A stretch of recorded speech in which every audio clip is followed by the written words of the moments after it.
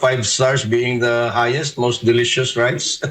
Sa halip na ikatuwa ay naging katatawan na lamang ang 20 pesos kada kilo ng bigas ng gobyernong Marcos Jr. para sa maraming Cebuano. Ayon iyan sa isang Cebu-based political commentator. At bakit nga ba ito naging katawa-tawa? Gayong kung tutuusin, Visayas ang naunang makatikim ng ipinagmamalaking 20 pesos na bigas. Si Carla Abellana sa detalye ng balita. Hindi nakapanipaniwala ang programa para sa mga taga Cebu. Sa halip nga na ituring itong seryosong tugon sa krisis sa pagkain, ay marami ang nakikitang biro lamang ito. Isang hakbang na tila higit pang nagpakita ng pagiging detached o kawalang koneksyon ng gobyerno sa tunay na kalagayan ng mamamayan. Yan ay ayon sa Cebu-based political commentator na si Ibi Hugalbot. Tinatawanan na lang ng mga Cebuano ang ginawang ito ng gobyerno at tama ka nga, no? May food review sila. Ewan ko kung mayroon bang rating, ilang stars? 5 stars being the highest, most delicious rice.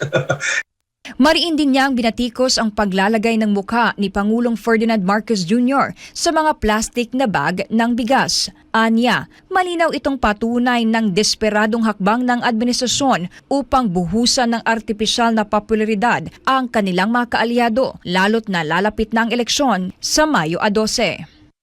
I really couldn't understand how Bongbong Marcos stood to this level of kaipalan, no? I doubt if he has any information na yung mukha niya ay ilalagay dyan, no?